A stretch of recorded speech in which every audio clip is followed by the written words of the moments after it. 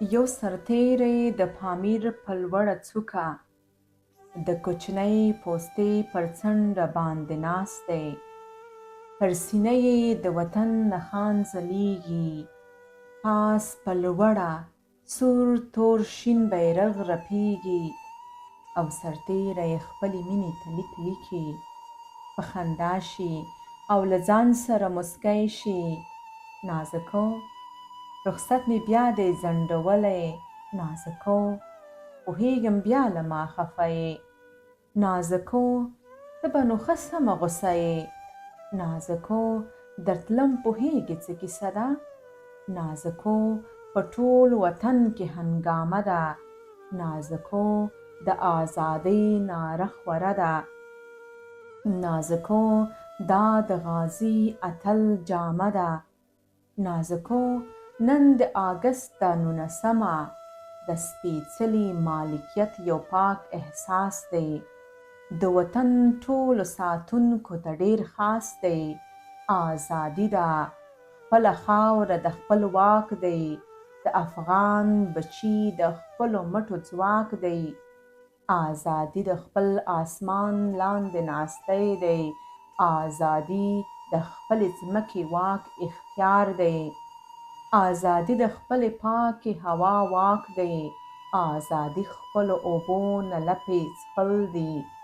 آزادي زما سلام دی خپل بیرغ ته.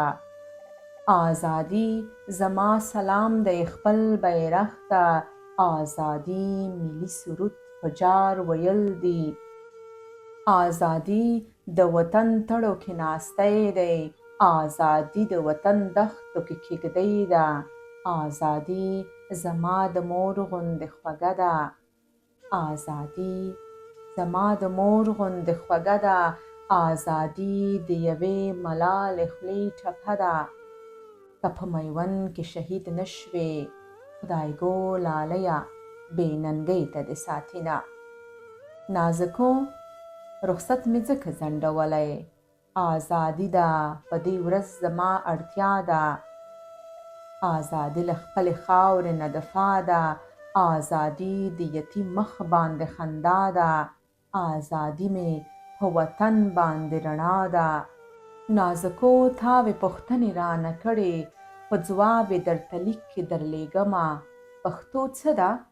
پښتو مینه ده خوږه ده. یوه غازي ته د ملالې خولې ټپه ده.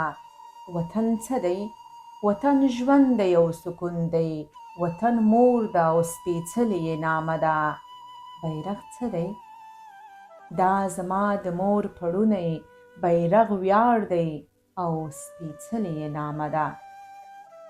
عسکر غلی شګون کېږي، څه یې زړه کې ورګرځېږي.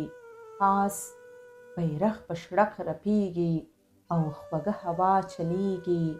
چې غالم پرې برید ور وکړ، له پوستې لمبې شوې پورته او ملي بیرغ نسکور شو. په پامیر کې انګازې شوې، هره خوا خورې ورې شوې. جګړه ګرمه شوه، درزا شوه، د ماشینو کړنګهار شو. یو زخمي سرتیری پروت دی، د زمري غوندې غوریږي. سور په وینو پورته کیږي، تور سور شین بیرغ یې لاس کې او په لوړ غږ داسې وایي: دا وطن افغانستان دی، دا عزت د هر افغان دی. کور د سولې، کور د تورې، هر بچی قهرمان دی، هر بچی قهرمان.